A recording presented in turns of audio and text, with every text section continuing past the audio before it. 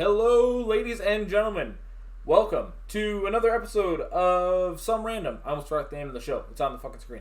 Welcome to episode 14 of Some Random. This is your host, Sriracha Flash. Today, I am joined by the beautiful, the wonderful CF Hemi. Hemi, how are you today, man? How's it going? I'm doing all right, man. How's it going with you? You know what? It's raining outside. It's storming a little bit, but you know what? It could be worse. You know, it's a pretty good day outside. I can't complain. That's good. Yeah, work was all right. Kids are all right. Wife is off to work right now, so it is what it is.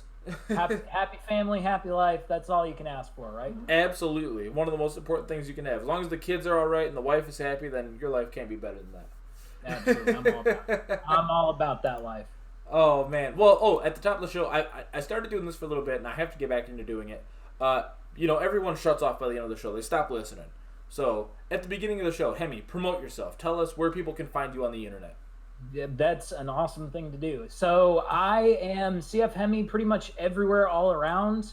But on Twitter, there is an underscore in my name. So, CF _Hemi. And on Twitch, there is none. So, it would just be CF Hemi. I stream pretty frequently, and I talk on Twitter sometimes. Perfect. That's most of us. We talk on Twitter. Well, some of us talk on Twitter a lot, but a lot of people talk on Twitter a lot of the time. I'm not one of those people. I wish I could say that my social media game was of any consequence, but if you follow me, it's literally just for going live notifications. Let's be real here. Hey, now listen. You will fire out like a super good tweet, like probably a couple times a week that it's worth following you for. So don't once or twice. I have like the rare gems, and it's usually when I'm salty about something. Look, whenever I get super pissed about something, I usually come up with some pretty funny material. Well, that's when the best fire comes out, right? Like I'm lucky if I can get like one good tweet a month. So for you to fire off like one or two a week is solid. Don't worry about it. Or if I lose, that's the other thing. If I post a clip of me losing, it usually blows up. So the first time that happened, I think it was right after G came out, right? And everybody was posting their GTECH and whatnot, and I got matched against. I think it was Wolfgang. It was a Blanca player, but I'm pretty sure it was Wolfgang, and he did like EX Rainbow Ball. And I was like, I'm going to get this motherfucker with this super. Because it's the best super in the game, right? It hits like full screen. It's plus 1,000,000 on block. We're getting this. And he just like sails in the most perfect arc right over me, lands behind me, scratches his ass because that is Blanca's idle animation, and then back throws me. I'm just sitting there like, wah, wah. No.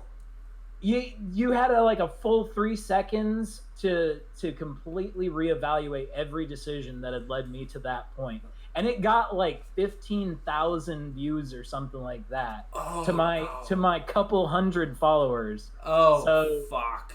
that was hilarious. Oh man, I thought that was the funniest thing that I possibly could have tweeted. The reason why though, it was like the first time people actually saw the mask costume for G. Okay. And so like half of the comments and everything was all like smoking or something like that. God damn it. Oh man. Well, look. Sometimes it's good to have those clips of yourself like go semi-viral within the FGC, because it's just like, you've probably seen me before. I have this clip, and then it's just you getting blown up.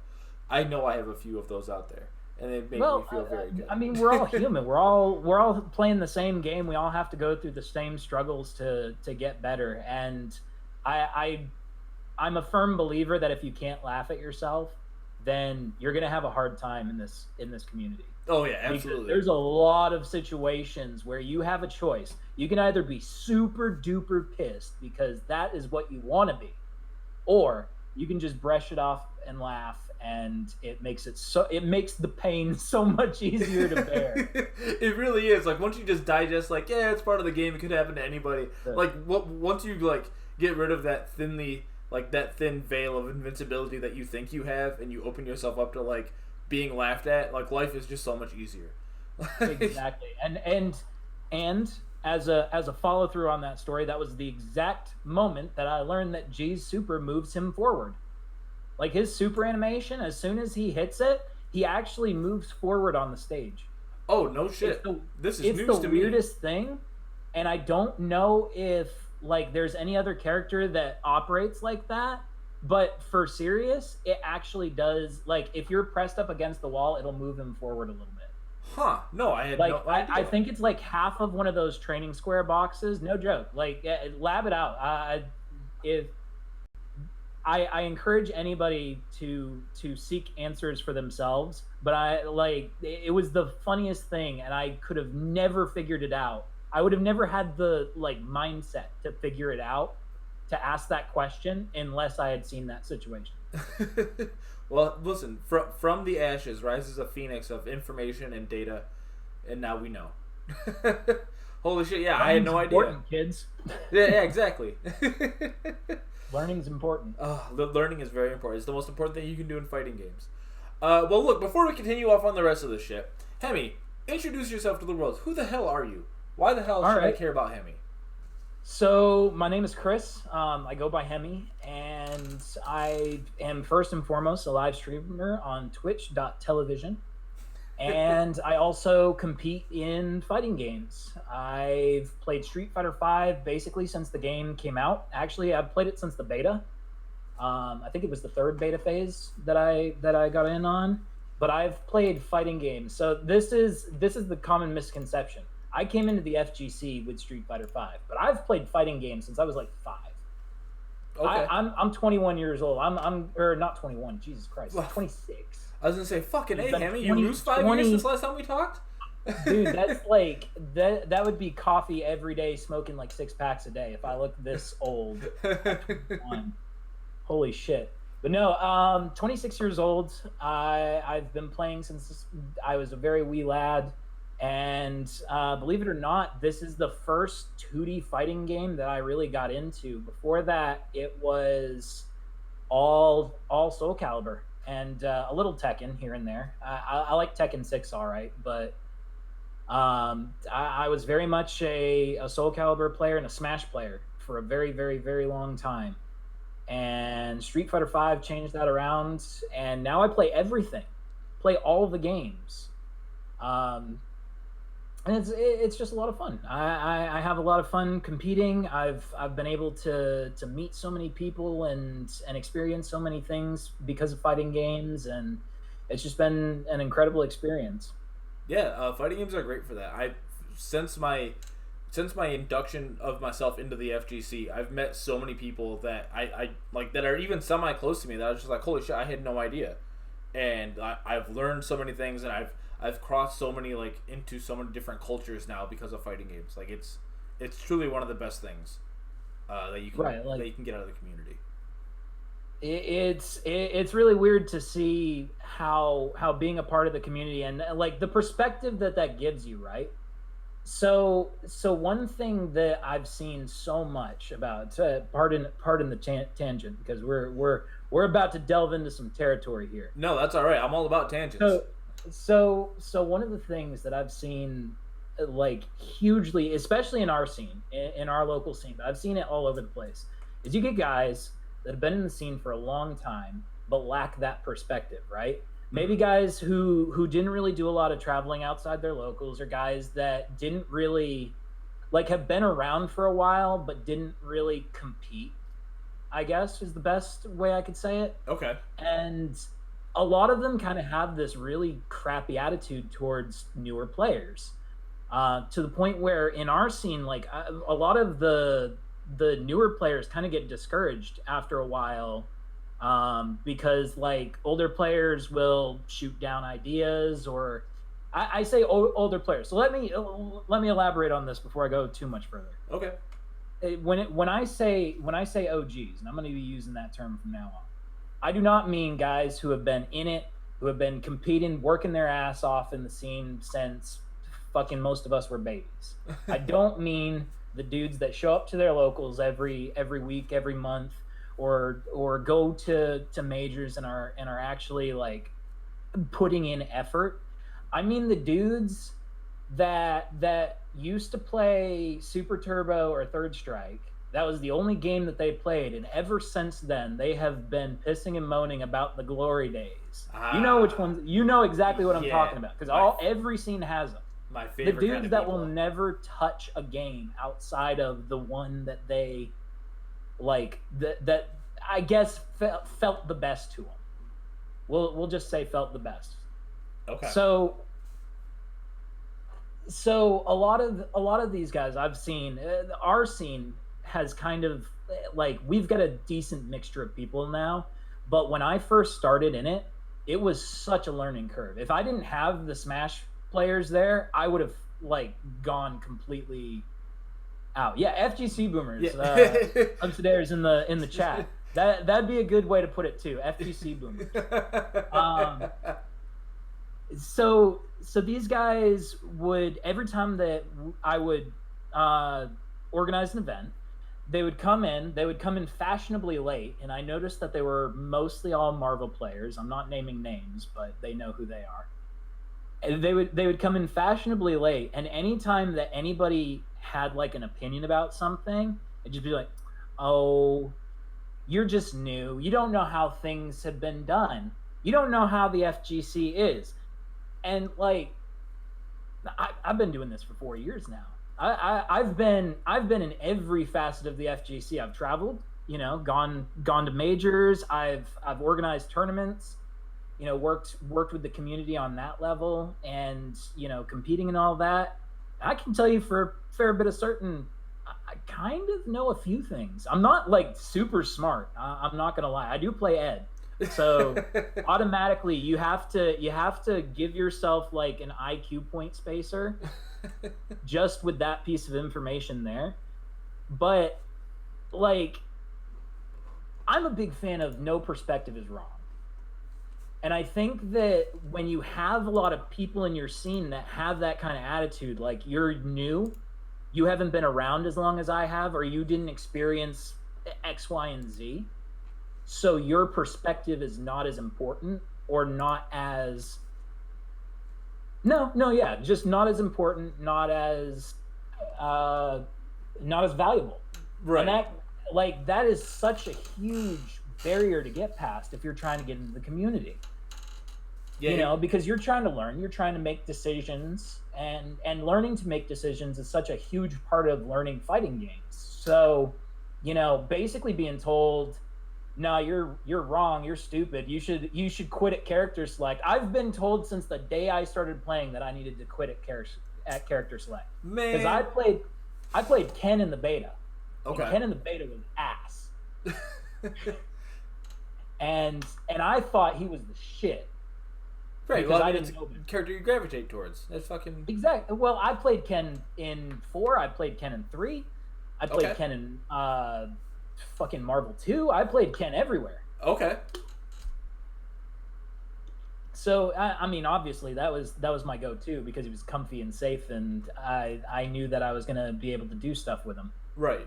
But like, then I switched to Ed, and everybody kind of like, well, is it an upgrade? Because at that time, that was when I switched to Ed, was right around the time when Chris T was going on Twitter every day and pissing and moaning about all the shit that they were nerfing with him. Mm-hmm. It was literally season 3 that I just was like, all right, I'm switching full time to Ed, not putting another second into this character because I don't want to listen to the main person that plays him whine and complain the whole time.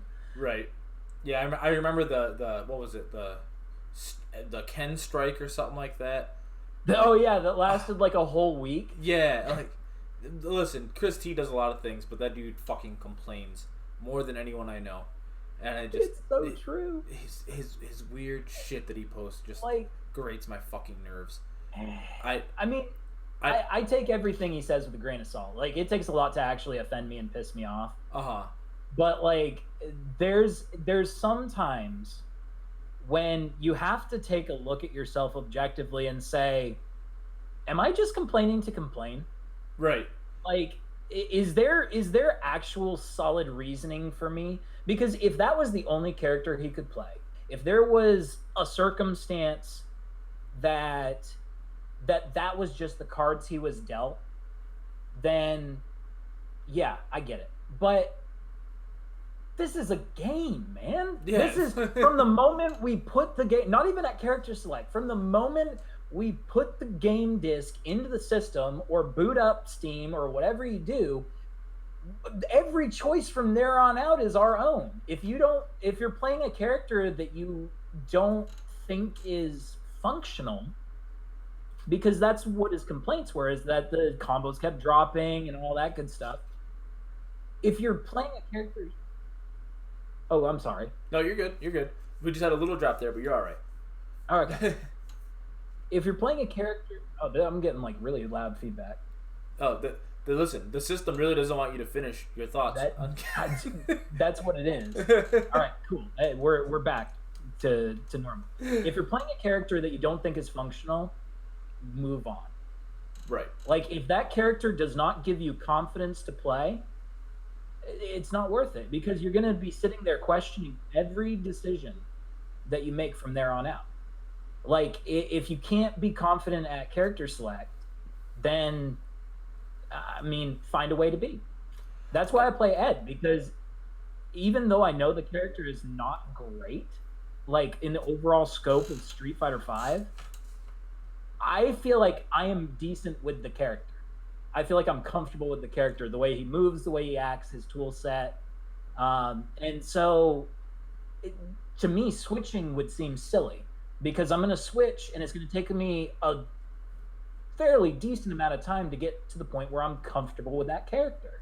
Right. So, you know, at that point, you know, it's all in his hands. He needs to be the adult and decide when he's going to make decisions for himself. Which since then, I mean, whatever. I'm not getting into politics, but well, all right. Well, look, we'll circle off that then. We'll leave that where it is, and we'll go back to the FGC boomers for a second.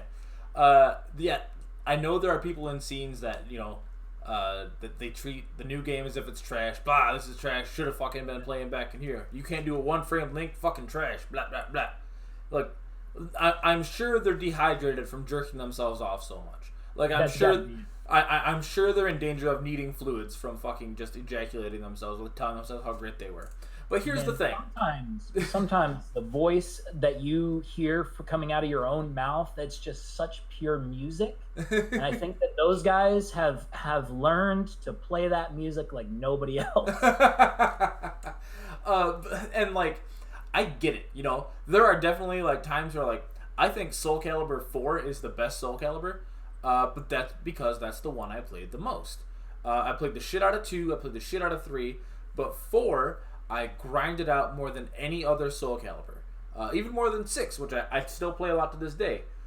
But when the new games come out, I don't go, this is fucking trash, I'm going back to this. I go, not my game, but I'll play it and I'll support it because I like the series and I like the community that's around the game.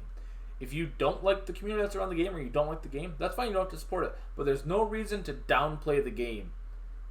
Just move on. You're doing no one any favors except for creating a pessimistic attitude within your community and newcomers by telling them this game is trash, fucking stop, go play old games. You're not promoting growth for the community. If you want to fail quietly. Leave the rest of us alone and let us succeed. Like, just don't bring the group down because you yourself feel like the game isn't good. If like, don't support it, don't buy it. Like, if you bought it, take it back. I'm sorry, but like, you're not going to accomplish anything by shouting to everyone else who's enjoying the game how bad it is. The only thing you're going to do is create a festering, like, gross boil in the community that we eventually have to deal with when we kick your old ass out. You know, and the funny thing is, that is assuming that you think high enough of your opinions that you believe that people will listen to you when you do complain about stuff like that. I am not one of those people. That's right. Why I don't normally share my opinions on stuff, because, like, whether I like something or not, that's subjective. Whether you like something or not is subjective. I'm not going to sit there and tell you you're wrong for liking or not liking something. And I would hope, at the very least, that you're not going to sit there and do that to me. If you do, I'm not going to listen because I don't care. But that's like those choices when it comes to games you play, characters you play, all of that stuff, it all is just that, is choices. They're yours to make, and far be it from me to interject what you should or should not do. I'll of course give my glowing reviews when I feel like it, but it's there to the point where there are so many good games, and there are right now. Like right now, fighting games are in such a good place. If you don't like Street Fighter, cool. Fucking Tekken is amazing. And Guilty Gear is about to be amazing. And fucking Soul Calibur is fun. And Smash Brothers has the biggest roster I've ever seen. And you've got all of these games to choose from. And if you're sitting there spending your time, like you woke up in the morning, thought to yourself, what do I have to do today? Looked at your itinerary, said, I think I found some time for bitching. Like, that's on you. You took the time out of your day to complain about something when you could have, you could boot up fucking Rev 2, Guilty Gear Rev 2. Fantastic game. And I've seen a lot of players who have not really liked Street Fighter or have not liked one of their games find solace in stuff that they would never expect to have tried. Namely Unist and Guilty Gear. Those are kind of in our area, those are the fallback games when you're not really super stoked on the one that you're playing. Usually they're one of those games will satiate what you want. And that's the cool thing right now, is that there are so many good choices. I don't think netcode aside, that's a whole different conversation I'm not about to get into. Yeah. There's so many good mechanically functioning games. Even Marvel Infinite mechanically and functionally is fun to play. And I love the fuck out of Marvel Infinite. There's something about the art style that just doesn't do something for me. And I feel like maybe that's one of the things why I couldn't keep with the game consistently. The way that it looks really throws me off. But the gameplay for that game is through the fucking roof, man. I wish they would have had the budget to keep that game going. I wish we would have got the season 2 of DLC, because I would have liked to see that game expand. But I think they definitely needed to have a little bit more support in place. If not from Capcom, definitely from Marvel and Disney. Yeah. I think that was definitely a missed opportunity, and I hope in the future that particular bomb does not prevent them from trying new things and trying to bring the series back, because I think it's an incredibly fun IP. I think there's a lot of fun that can be had with it, and I also think that tag games right now are kind of the shit. DBZ took off and was all over the place for a really short period of time. Is still going strong. You've got what was it, BB Tag? Yep. That has absolutely took off, and that was wasn't that a main game at Evo this year? Yep. Am I wrong? Nope. No, you're not crazy. Did I forget? I'm sorry. Half of the stuff I second guess myself on, but yeah, even BB Tag is getting a lot of attention. Skullgirls is still going strong, to absolutely everybody's surprise who is around when the games first showed up. They even dropped a fucking mobile game for Skullgirls recently. Right. That game is still I hope that game gets another sequel. I hope shit's that game going strong. Yeah, I hope that game comes out strong in the future. I hope they release it. I hope they release another Skullgirls around April of next year, because I really want to enter a Michigan Masters tournament where no one has played that game at all, the new Skullgirls, and everyone just fuck it, we're all gonna play Skullgirls and see what happens, because that game is excellent. Yeah, but that would be sick. There are so many good fighting games right now. Everywhere you look, there is a flavor and style of game for you. Fighting EX Layer is out and about right now. BB Tag, Soul Calibur 6, Tekken 7, Unist, Guilty Gear is a new game coming out. Street Fighter 5. There's a Capcom Universe fan game out right now that's fucking really fun to play that I just downloaded this morning. I think I saw a Sonic yeah. There's a fighting game being built from the ground up or something. Yeah, there's a Sonic fighting game that's like a fucking tag game made by fans that the official Sonic the Hedgehog account retweeted because Sega's fucking dope like that. And they're just like, yeah, sure, make fan games. Don't give a fuck. Well, to be fair, that's also in their like. I imagine that would just be a good move for them in general because their history of Sonic games has not been super great in the past. You don't gotta tell me. Sonic was my first love as a kid. So like, once Sonic Adventure 2 came out, I was like, oh yeah, Sonic's going in a good place. And then Sonic 06 came out, and I fucking cried. I've never been so frustrated. We all thought that, and then we all were very sorely disappointed. Oh man. Well then like Sonic Generations came out in like 2011 or 2012 and I was like, oh fuck, like the things are looking up. That game is dope. Like I had a lot of fun with that game. Yeah. And then Lost World came out for the Wii U and I was like, fuck, we took a step back. So close. We're just a little bit more, guys. Yeah, but then Mania came out, but Mania was the birth child of a fan game. Like fans had like made a fan game of Sonic Mania.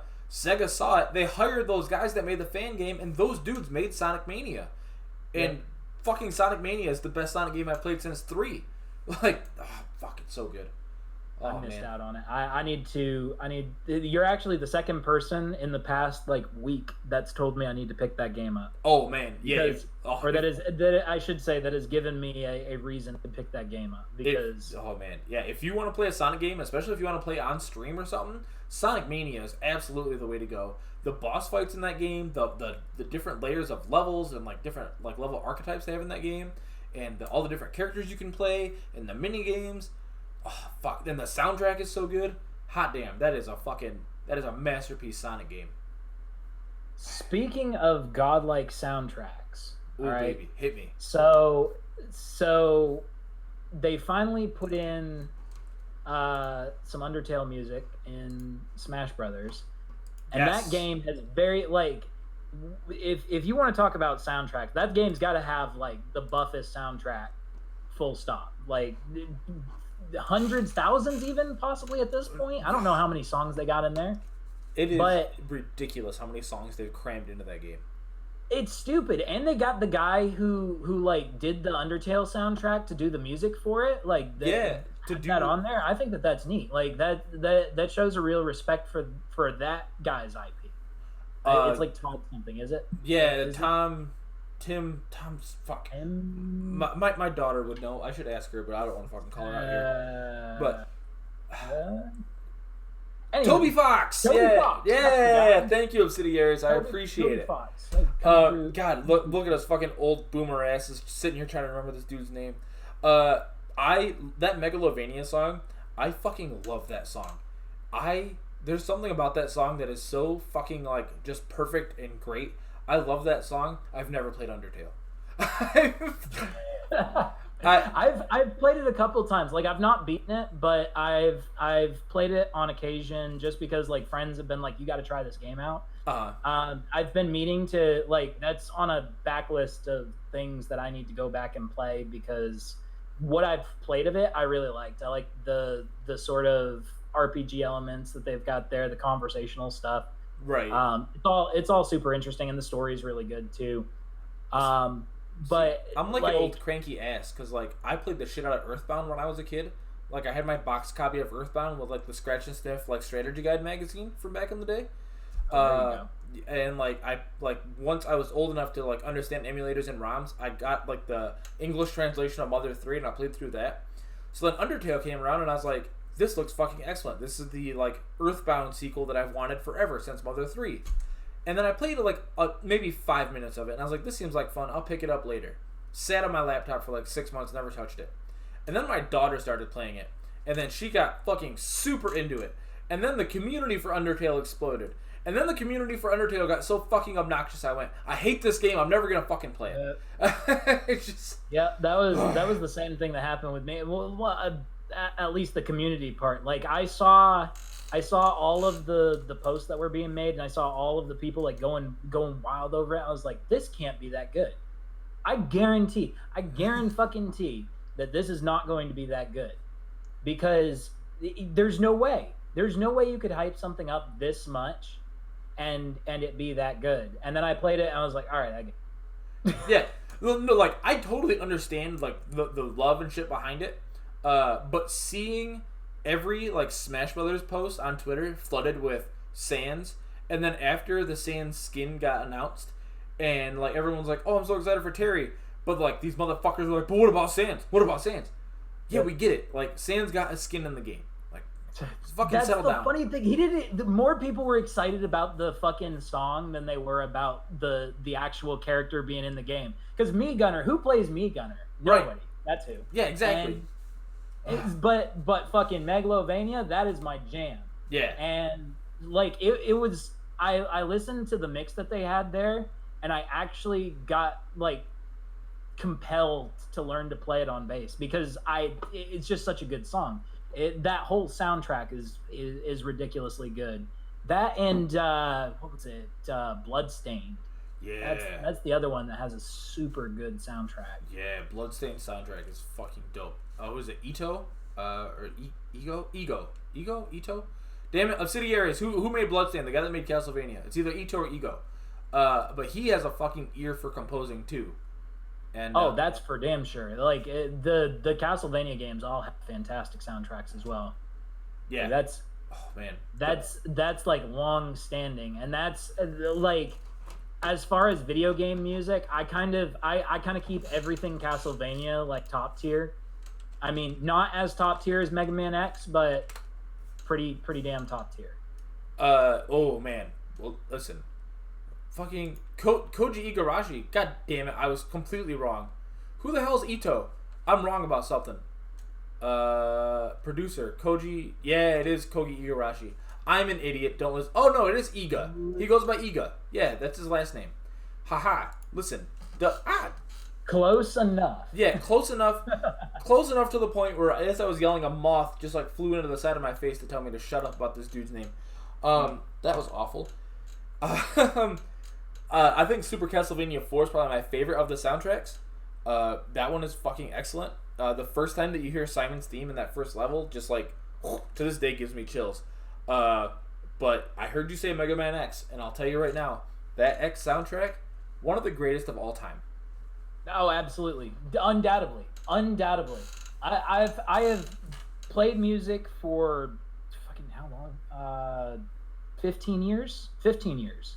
I've played music for 15 years, and I have yet to find a better composed soundtrack for what was Spark Mandrill's the shit. Yeah, Spark Mandrill's is fucking but so Storm good. Eagle is like that's like filet mignon with the good sauce on top.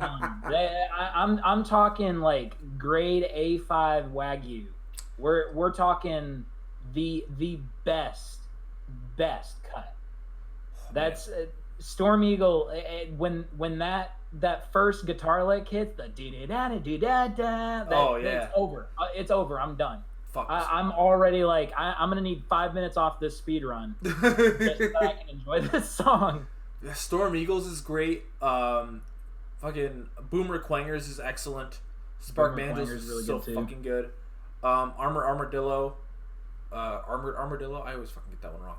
I need to go back and work on my speed run for that game. It's so good. And then listen, X2 right up there. The Crystal Snail song, Bubble Crab, fucking all those, like the X2 soundtrack is just below X for me. Those stages will make you want to tear your hair out though. Oh, that's X2 whooped my ass for a long time.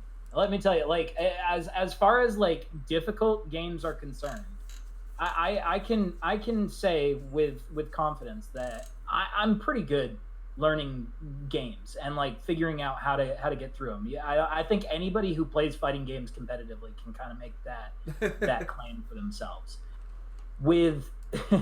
With Mega Man games though, I seriously like it's the first time. How do I hold this controller? Like, do I just like strap it to my head? Hello, is there anybody here? Like, seriously, I forget how to play games. And the second, like, it only happens with new Mega Man games because I played Mega Man X, like the first Mega Man X game, so many times that I can pretty much do it blindfolded. But like anytime that I play one that I haven't played in a really long time or that I like am new to, like X6 whooped my ass for no reason. Yeah. For no reason. I wasn't even doing anything, and it just decided to come in, break down my door, and beat me to death. And like that, and that was years ago. Like I wasn't a competitor then. I should probably go back and play it again. X6 actually secretly has like a lot of replay value. Like I think that one is super good to go back and play again. Like you should definitely check that one out. I might. Yeah, Gotta go back and get that X collection. Yeah, Capcom puts out good games. Dude, if you buy the X collection on PS4, there is a theme that you can buy with it. It's like 99 cents. Buy the theme because that theme comes with a song that is not in the X collection. It's not in the X collection 2. I cannot find it to buy anywhere. That song is specifically only for that fucking theme that goes on your PS4, and it is one of the best songs I've ever heard in my entire life. I shit you not. That's I'll have to look that up then. Oh my god, the theme music for that, it is so. I'd play it right now if I wasn't worried about getting copyright stricken.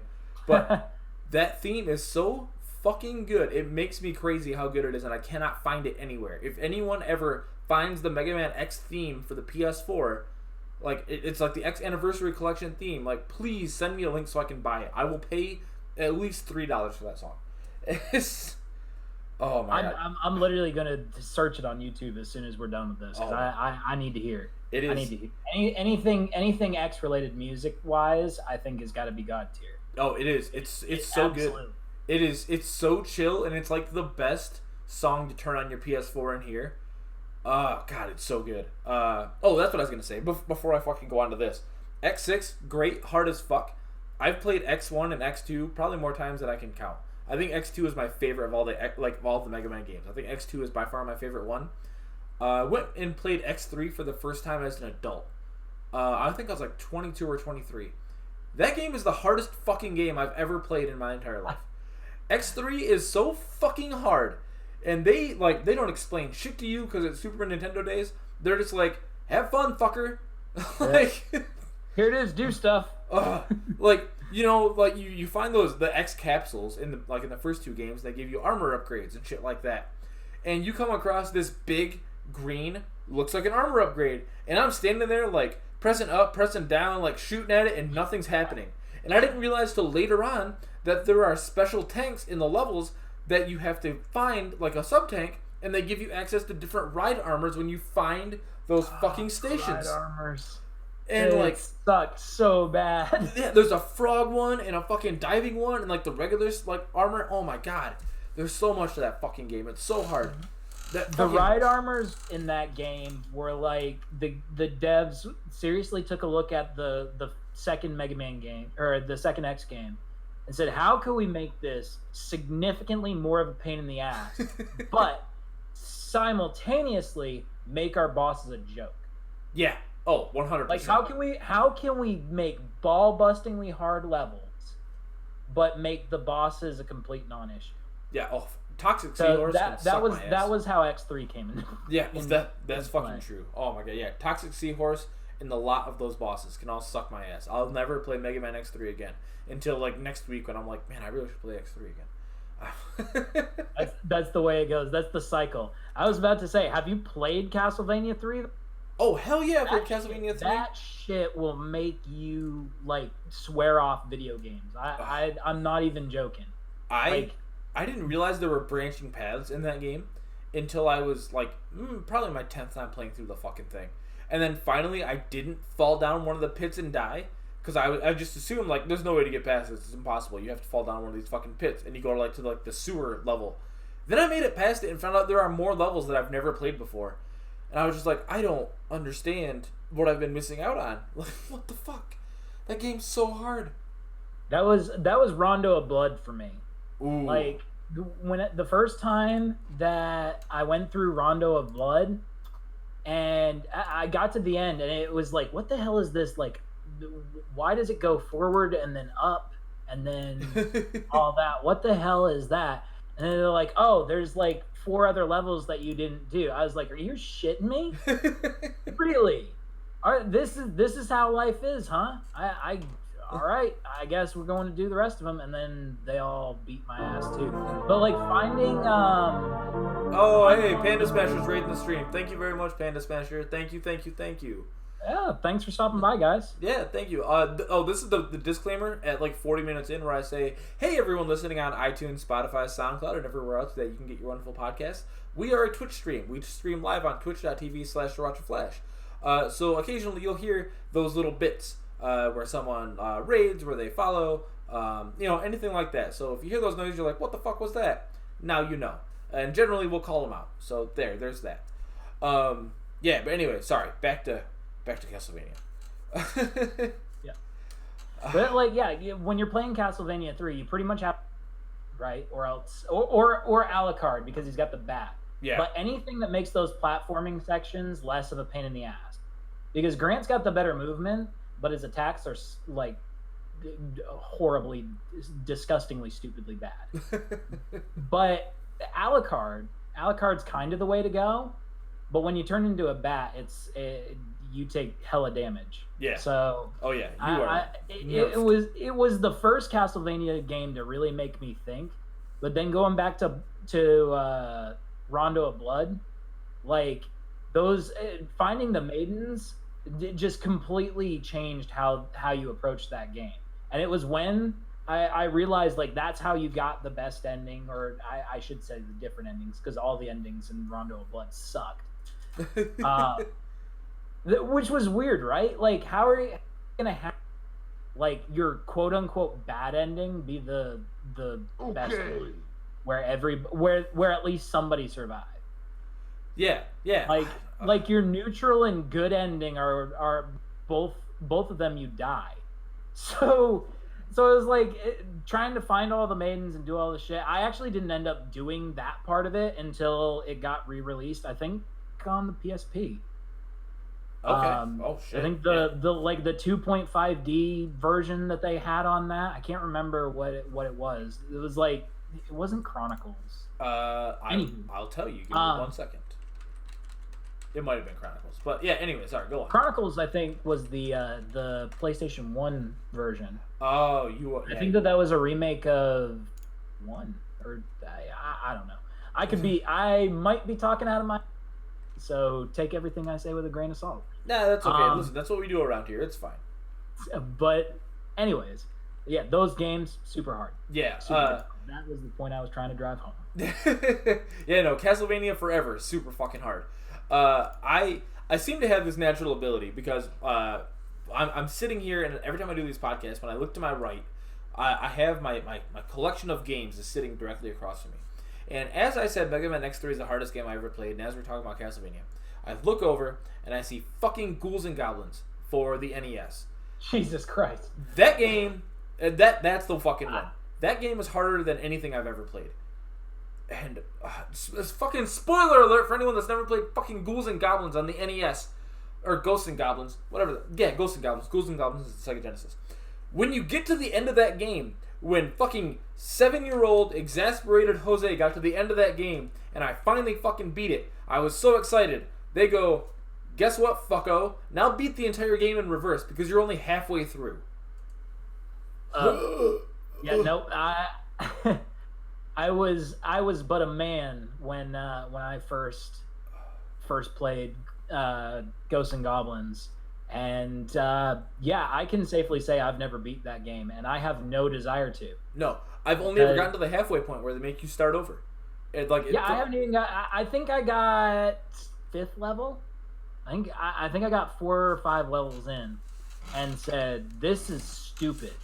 And I need to, for my own mental health, walk away from this, because if I don't, then I am going to go gray and have all my hair fall out. I'm gonna look just like my dad, and I'm like half his age. This is not okay. This is there is a point where you have to say enough is enough. That game was the point where enough was enough. I've played some damn hard games in my time, and that was the one where I obsessed over it to get to that level 5. And before I knew a lot of the things that I know about gaming now, of course, that like just getting there felt like an accomplishment.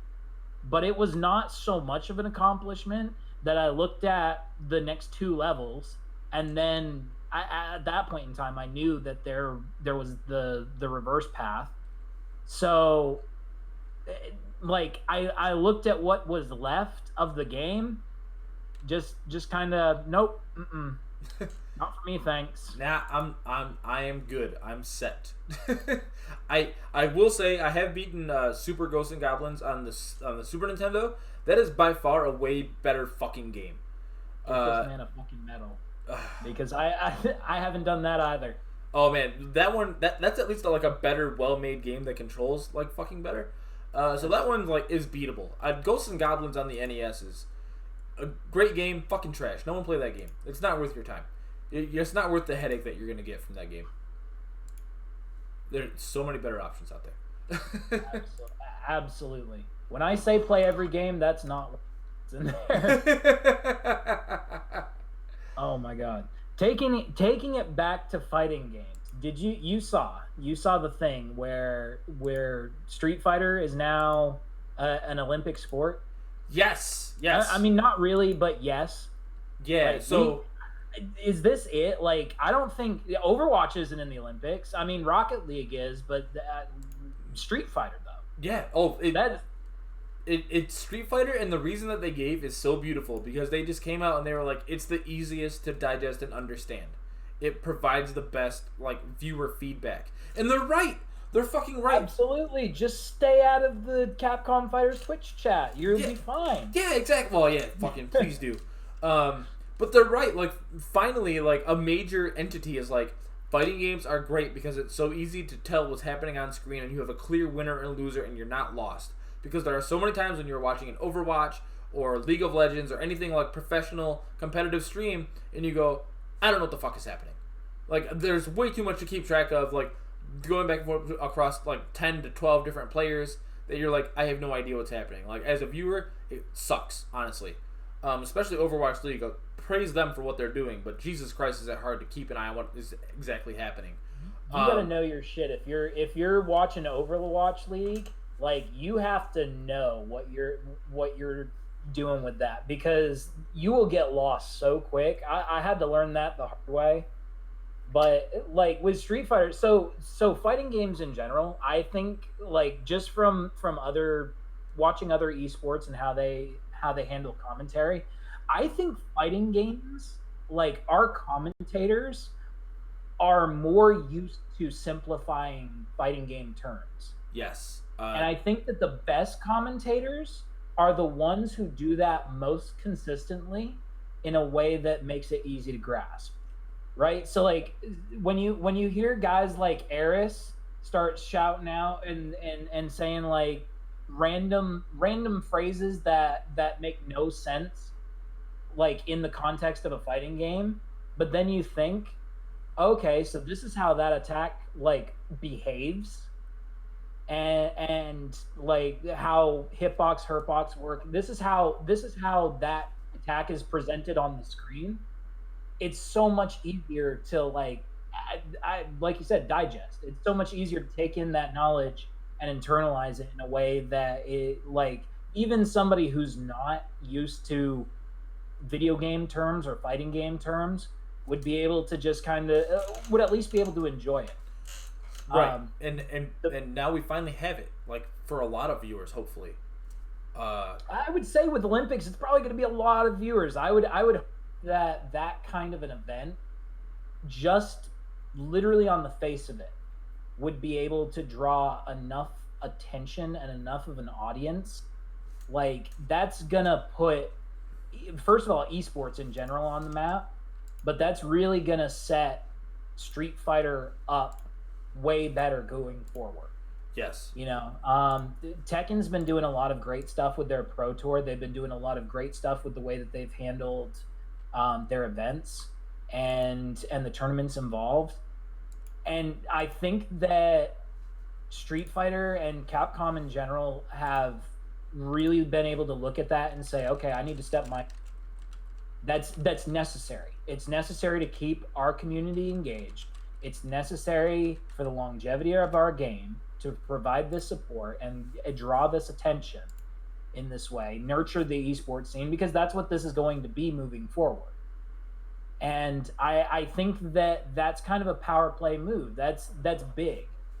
Having Street Fighter in its current state be basically like that in the Olympics, as far as fighting games are concerned, that's it. They're like, you see Street Fighter, that's what people are going to associate that with. I think that that's one of the coolest things, and I'm so glad that Capcom has really taken the initiative and gone ahead and pushed for that.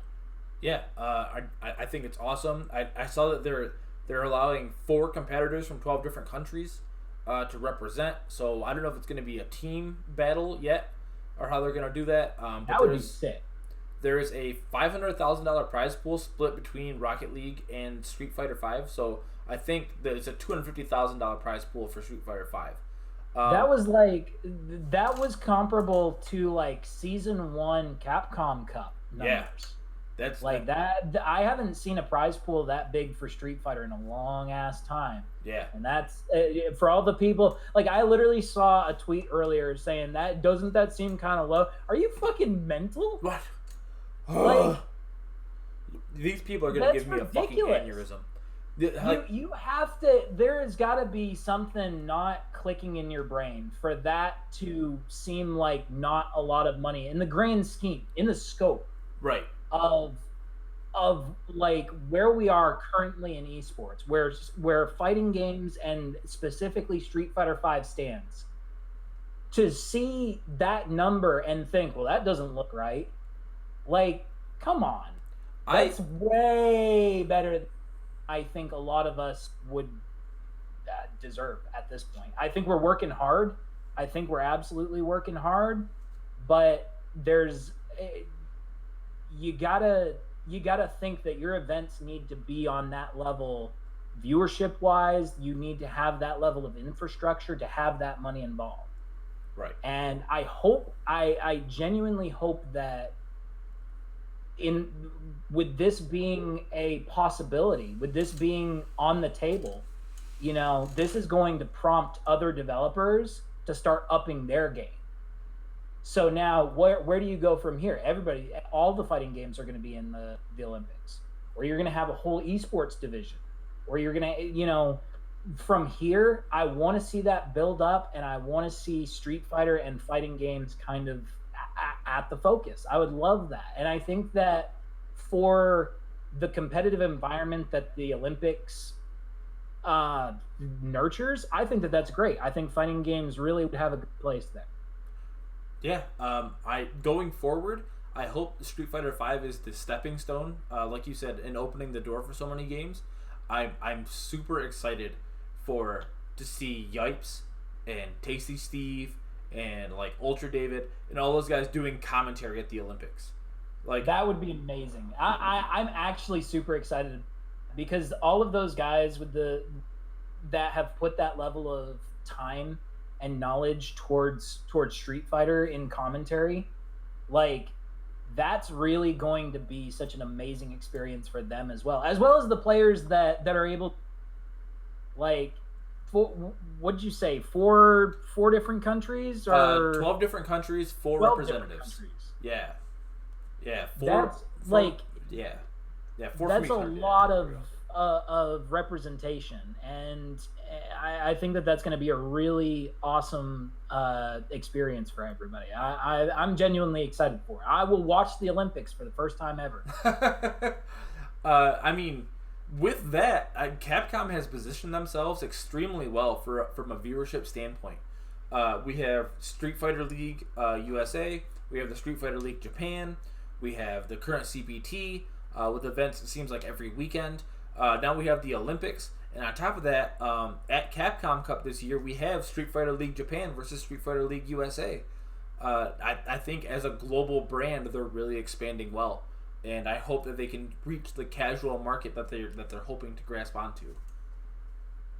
Like, you remember how when Street Fighter V first came out, everybody was saying Street Fighter V feels like it was rushed for eSports. Could you imagine if they had waited the extra 3 years, like 3.5 years, for all of this to come to fruition and then drop the game? That would be some shit, right?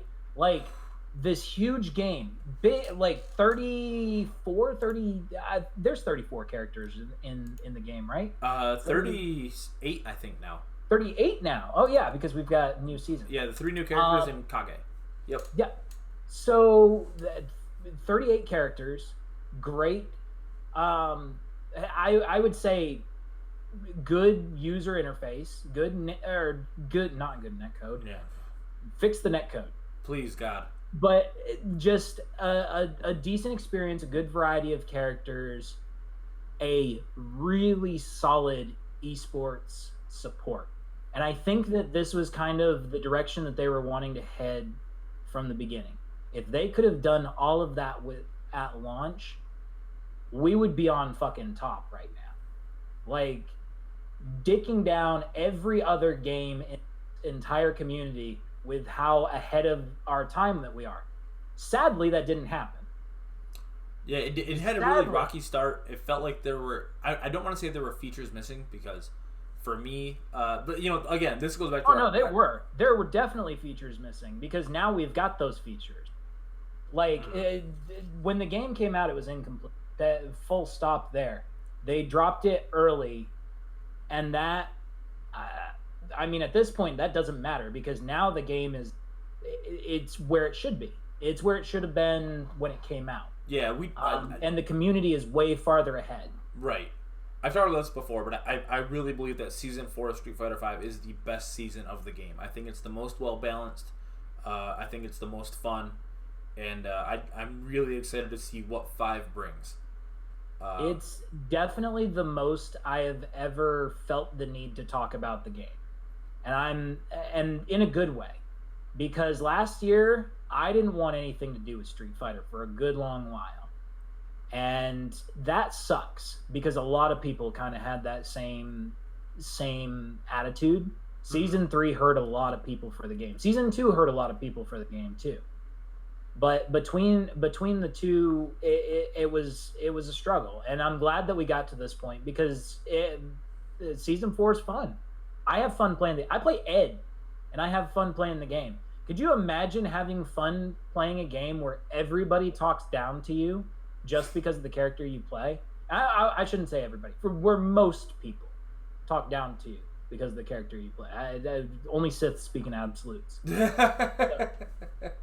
We won't start calling it out like that. But so this is actually something else really funny. One of the wildest things that I never had to hear as a Ken player. I would wake up DP as a Ken player like it was my morning ritual. You know, get up in the morning, wake up DP, get a shower, brush your teeth, get breakfast, you know, hit confirm crouch medium punch, the whole thing. Like that was my ritual. That was my daily routine. And then I switched to Ed, and all of a sudden, my daily ritual, everybody's like, maybe you shouldn't do that. And that's fine. I'm cool with taking, you know, some sort of constructive criticisms. I'm really good at, you know, I'm a coachable person. I don't mind getting other people's perspectives. Like I said, perspective is important. But when your perspective is, don't do this thing that worked, fine print, that worked, because a better player would blow you up for it. All right, doesn't that sound like the most bitch-made sentence you've ever heard in your life? That shit drives me crazy.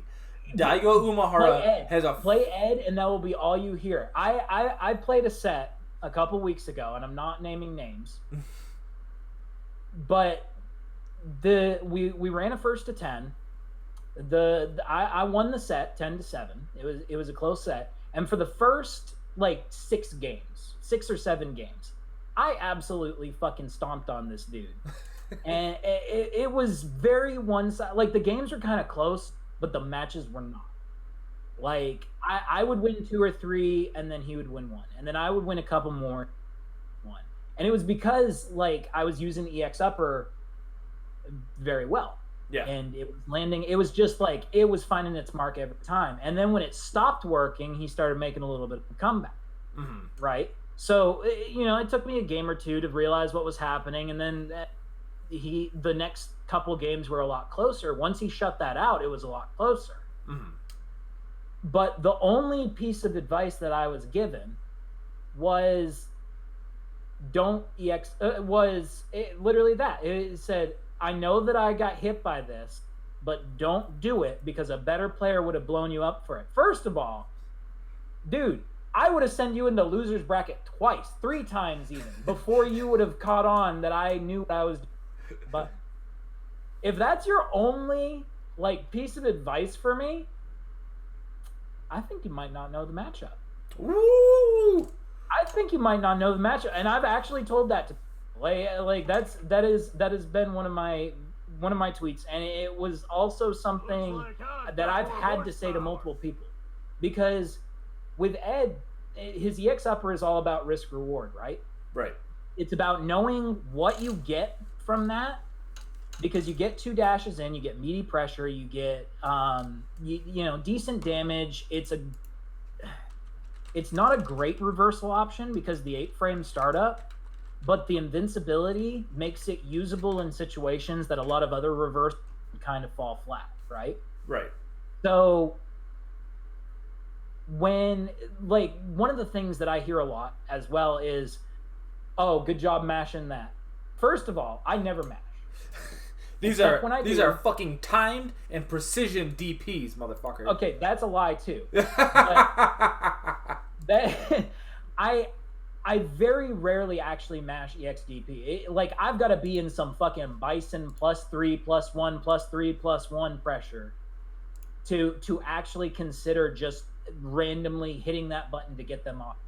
Usually I've got something else in place. Either I'm looking for a way to use my 3-frame to interrupt, or I'm going to be trying to use V reversal, even though it sucks, to get out of the situation. Usually, if I use EX Upper raw, I'm doing it to disrespect a meaty because you've already hit me with a, or a block string because you've already hit me with that block string and I know you're going to do it again. Like, those are the only two places where, to me, that risk is ever worth it. Mm-hmm. And for some reason, people think, oh, you just mashed it. That's your panic button. You know how many times I get told that that's my panic button? Every time. Every single time.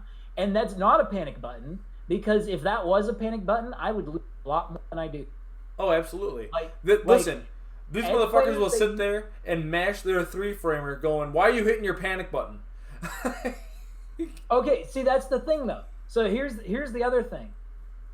Who was it that posted? I think it was Brutus. That let me pull up my Twitter real quick. I think it was Brutus that posted it the other day. It was a meme. Yeah, it said makes one hard read, and you're just like, yeah, I'm godlike, because that's how you feel, right? You get one hard read. I'm a fucking genius. Oh yeah. I'm like Megamind over here, about to destroy this whole man's life. And then you miss one hard read, and it's like, man, I may be dumb. Oh, I may just be super stupid. Ugh. I may be like, and this is the duality of Ed players, because like, there's some times where I'm like, yeah, I know I have a 300 IQ, and I could do no wrong, and every one of these is gonna land. But sometimes it's just like, damn, you just blocked all 3 of those, didn't you? And I have no meter, and yeah, I might just be stupid. I might just, yep. Yeah, mm-hmm. I can't. I have no argument to the contrary. I have no argument for myself to say I'm not. I chose the character. That already was bad decision number 1. Like, then you start second guessing everything in your life. It's like, oh my god, my marriage is a sham. I'm never gonna get this promotion. My credit score is never gonna go up. Oh, just Don't even joke about the credit scores, Hemi. I can't physically handle it right now. I don't want to talk about that. That's too real. Oh my god. This is too real. But fighting games though. Yeah, but fighting. Listen, there's Abigail's run has 2 hits of armor on the EX version.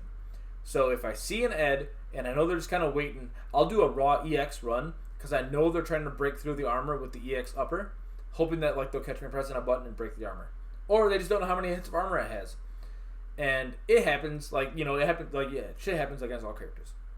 So I'm about to blow your mind here and tell you why that's a bad idea. Oh, listen, it's 100% bad idea because you fucking do it. Hear me out here. Ed's tether shatters armor. Listen. It doesn't matter how many hits. So every time that you do that, that is immediately going to be my answer. Unless I like jump over it or something. Yeah, well, listen, that's because you know what you're doing. You're a smart fucking player. But you catch an Ed just like off guard with like a random EX run because I know that fucking Snatcher beats me up. Snatcher makes that fucking matchup like a 6-4 easy, maybe even 7-3. Oh yeah. No, Ed kind of fucks up Abigail. No joke. And I've said that for a long ass time. That Snatcher absolutely ruins his life. Oh yeah, it makes that matchup so fucking hard. But if you catch an Ed with that EX upper and he does it and you armor through it and then you get like the punch into like double back heavy punch into like whatever you want, like into V trigger cancel, whatever else. It feels you start listening to, like hearing Mad World start playing in the background. It's all around me are familiar faces. It just your whole world gets shattered when you get hit by. I will. You know what? I'll throw another character in there too because like a little higher on the tier list. But Urian players will do that too. Where I EX run and they go, oh fuck it, EX headbutt. EX headbutt's only 2 fucking hits. Guess who's getting punched in the fucking mouth? Oh man, yeah, and you hate to see it happen, but at the same time, you love to see it happen. Oh yeah, because of his fucking 1-button neutral, like his EX chariot tackle from full screen. Because why not? Oh, we got blocked. Well, I guess I better throw out this EX headbutt then. Oh, guess what? Net combos. But anyway, what I was gonna say is. When you pull that off and someone does that and you know that they're gonna do it, like you get that read that they're gonna fucking EX DP through it, that makes me feel so good. And I did it to a poor Ed player not too long ago. We were in like Battle Lounge and I think it was a Super Diamond or maybe an Ultra Diamond Ed player. Came in, that happened, and I fucking punched him, did the back heavy punch, and I was getting ready to go into like V-trigger cancel, and he just disconnected. And I was I was like, you just like for real, like that was gonna be death. This guy up right now? No, listen, I'm not gonna blow him up. I'm just saying, like, I always blow up rage quitters. That is the one time when I have no shame in saying this guy's an asshole. If you go through my Twitter, you will fucking see the bodies in the wasteland of people that I blow up for rage quitting. This is the only guy that I didn't because this wasn't even like end of round. This was like mid-round. Like I wasn't gonna be able to kill him, but he was just so fucking just done. He was like, nah. I think that was the router kick, wasn't it? That was the full-on like fuck this, and he just left and peaced out. And I was like, see you, man. Like appreciate you hanging out. Like, but I wasn't gonna blow him up for that because I'd be fucking upset too. Like.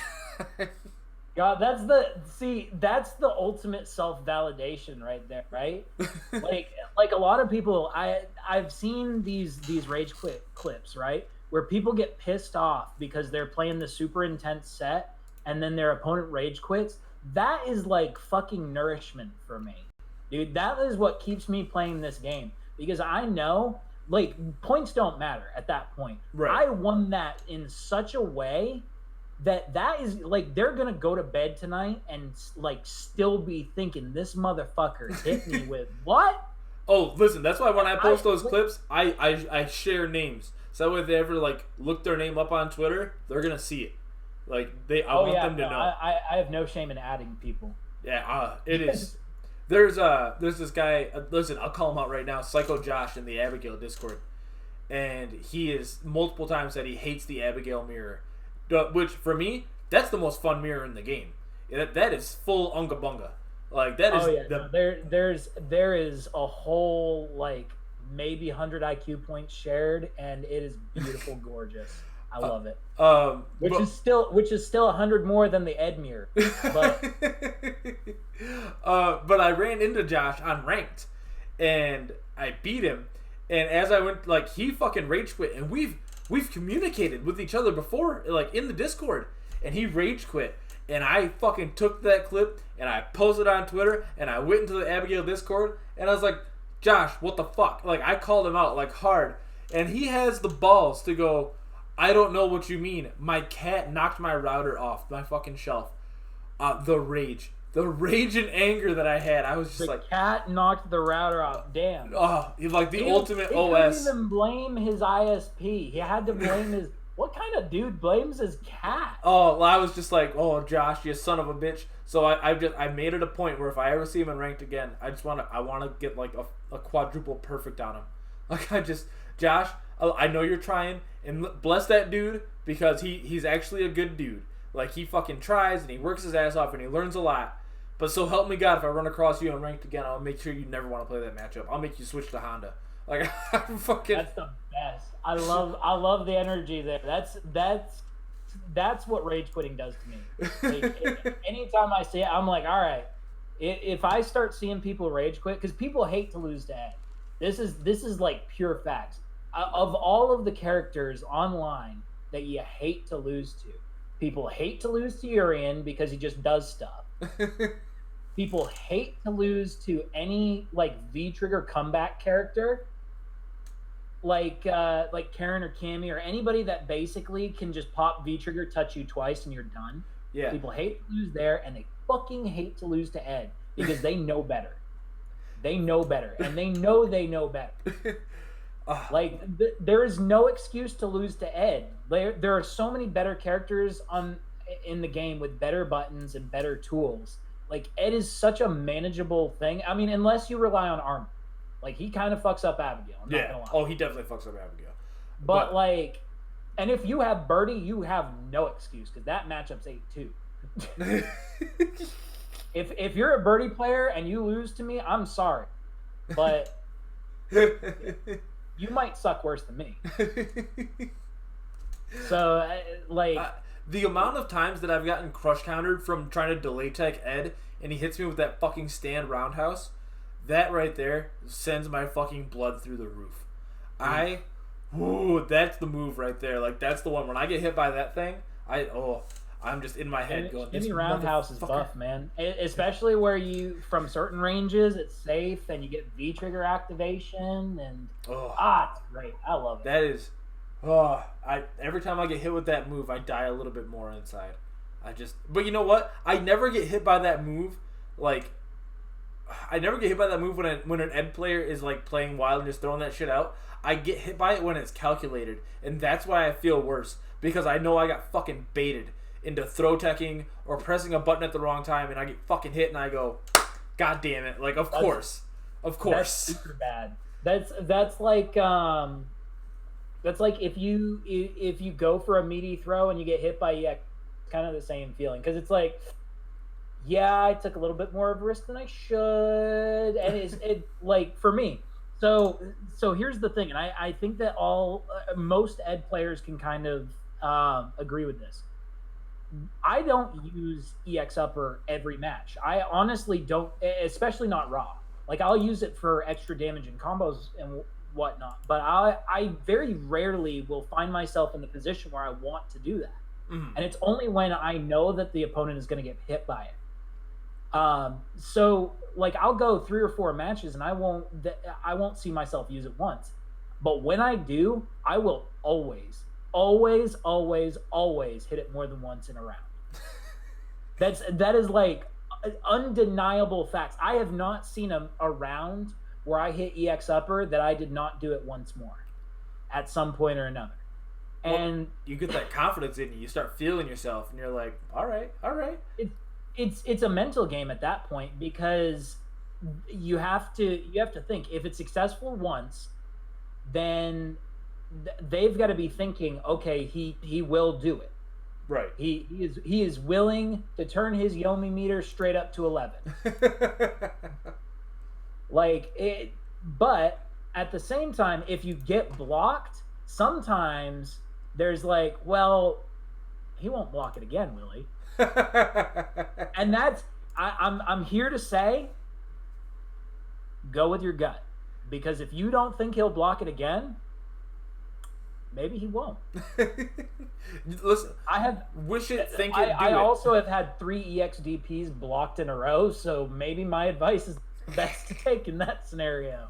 But that's also like when I was first watching the game, like when I first started getting interested in it, I was also watching like Ata because he was the Ken player at the time, and you can see a lot of like the mental games and the breakdown in certain matchups and how he handles risk and reward. You can see a lot of that in the way they play as well. And that's not always a good thing. I'll be the first to admit that's gotten me into a lot of trouble in the past, but it has also gotten me a lot of success. So, look, I mean, I saw a Cool Kid do 3 wake up supers against Taquito. So, like, at that point, it's fucking game on. It worked every time. It worked every time, and that 3 for like 3. We were all like godsmacked by that, right? Wake up super. It doesn't work. It doesn't work like it should. He made it work. The best part about it is the third. I believe it's the third one he hit.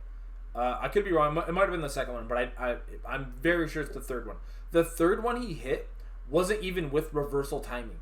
He delayed, waited until he was fully waking up, saw Taquito was gonna press a button, and then did the fucking super. Like I definitely remember that. He didn't even have the wake, like not even on reversal, like not even on wake up. He had like 10 fucking frames where he saw that Taquito was pressing a button and went, nah, fuck this, and just whop, dude. That was manually timed. That was 100% pure skill involved in that. That was super admirable. That was one of my favorite Evo moments. It is one of the best things, and there is. I will always say this: avoid Twitch chat at all costs, unless Abigail is on the screen, and then Twitch can type for Abigail. The converse fucking pure hatred for Abigail mixed with the pure excitement of every other grappler in the chat at the moment just makes for the best concoction. It is the best thing. Oh my god! I'm not gonna lie, I get hyped for Abigail. Whenever that run that Cool Kid had at Evo was so much fun for me because I was working for T-Mobile at the time, and my boss was sort of interested in what I was doing with fighting games.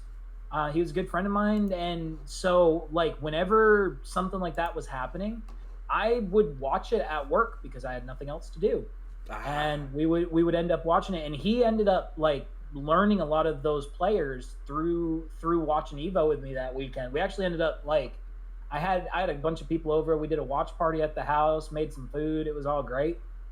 But man, like that whole run, Cool Kid's run there, really gave me a new appreciation for Abigail. And ever since then, every time Abigail's on the screen, I'm like, fuck it, let's do it. Yeah, let's get some whack, super like intense, nail biting action because everything Abigail does is high risk, high reward. I follow the Capcom Fighters YouTube channel, and if I'm scrolling through when they're like uploading videos and I just see like a random Abigail player that they upload, I'm like, all right, well fuck it, I gotta watch it. Like I can't not. Like, what if I see new tech that I don't know about from this random Abigail player from like Europe that I've never heard of? You know, like it happens and it's so exciting. Like Itabashi's run at Capcom Cup last year, fuck, so good. Itabashi is just my favorite human being on the planet. He's a good guy. I had fun playing with him at Combo Breaker. Yeah, I got to get some sets in with him too. He's excellent. Yeah, that was fun hanging out with you as well. But from what I remember, it was a great time. Oh yeah, halfway through the bottle of oh gosh, good times. Good. We definitely need to do that again. I'm looking forward to next year. I've got a lot of shit planned next year. Excellent. Well, I hope I get to do half of it. Well, I guarantee you we will meet each other again very soon and we'll have a fucking grand old time. Definitely. Well, we're at the hour 20-minute mark right here, so I'm going to open it up really quick to the chat. If you guys have any questions for Hemi, please feel free to throw questions at us right now. We'll try to get to them as we go along. Unfortunately, I have to wrap up here in the next 10, 15 minutes or so.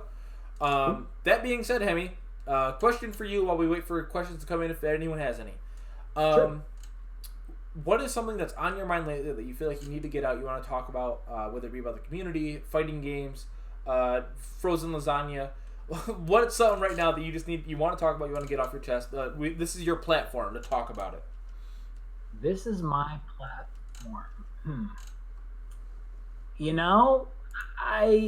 I think something that has already been talked, but I do feel like talking about it a little bit more, is how people handle themselves at events, and more importantly, how you handle yourself outside of the tournament at events. So what I'm noticing is a lot more players are traveling more. You've got guys that are going to bigger events, Combo Breaker, CEO, Evo. They're huge events, and there's so much to do. A tournament, for the majority of players, you're out of that tournament on the first day, and you've got several days left.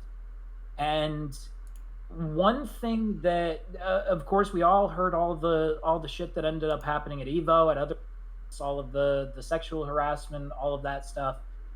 What I am particularly interested in over the next year is I am looking for ways to enjoy the company of the FGC without the need for the parties, right? Mm-hmm. Not to say don't drink while you're at events. I mean, live your life, enjoy yourself how it is, but I've been way more attentive about who to associate with and how to associate with those people. And one thing that I really am going to focus on moving forward, and I think that everybody else should at least give some consideration to, is having fun outside of the venue without putting yourself in a compromising position. And I think providing a safe atmosphere for people to just come and hang out, that's kind of going to be my goal. I hope that throughout traveling, I hope that I'm able to provide that for you guys. I hope that we can have lots of laughs and enjoy our time together and just make fun memories. That's really what, to me, the FGC has always been about. So, I for my part am going to be putting a conscious effort in to provide more of those scenarios. I'm such an awkward human being, and I wish that I wasn't, but this is just that's just the data I was given.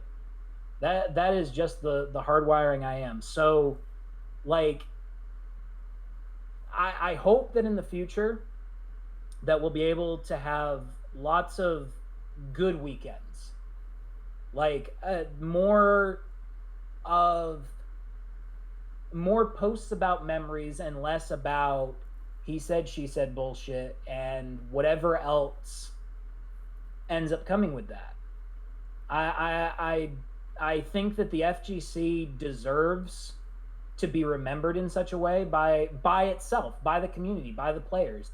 And I think that there are so many great personalities that can be showcased better that.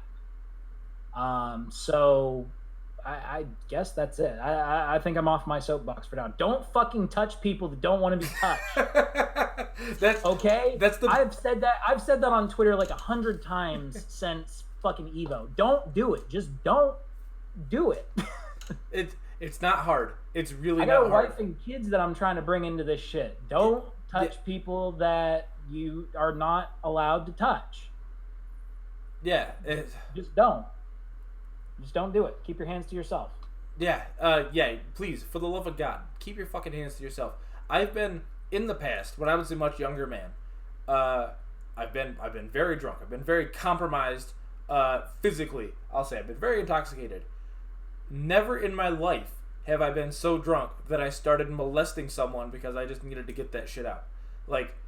You fucking keep control of your faculties. It's not hard. If you do get that drunk, find a friend, go lay down, sleep that shit off. Don't don't fucking touch people. Don't even touch me. Fucking fist bumps only. I'm not. Don't get me sick. So you throw a rock all around, right? Yeah, exactly. See, I've got a rock paper scissors method for that. If I'm like super close to you, like I'll give you a handshake. I'll throw paper.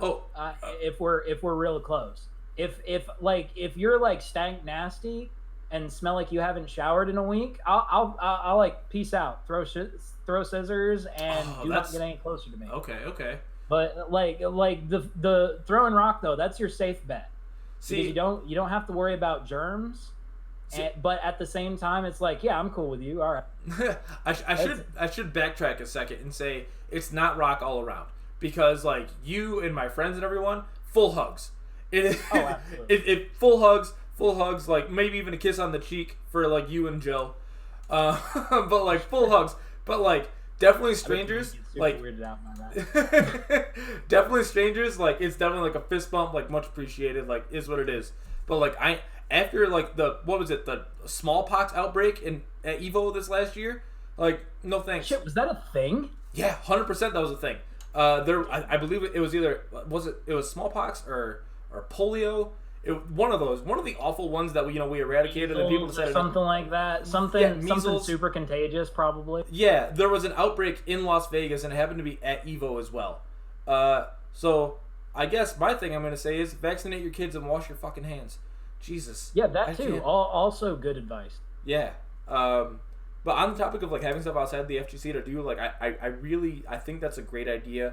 I like the idea of like more video games, like Mario Party, Mario Kart, like those little offshoot games, like different rooms, auctions and stuff like that. Community, like I like the idea that not really an after party thing, but Evo has those the rooms that you can go into for like speeches and stuff like that. And I forget like the proper name for it right now because I'm an idiot.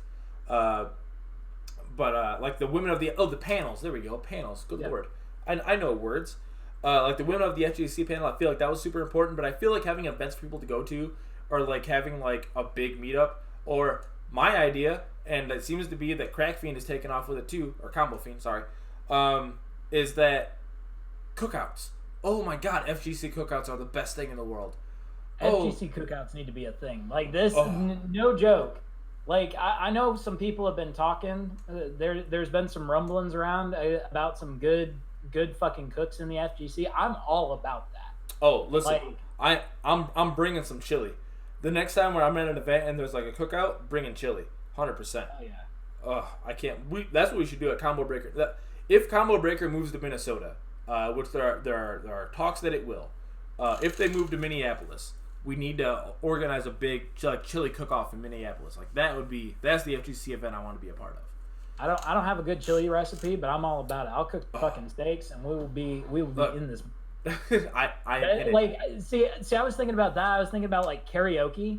Karaoke. Yeah. You can drink and not like it's just fun. It's great memories. There's a lot of stuff going on, so it's really engaging. Like, and it can be done in any size group.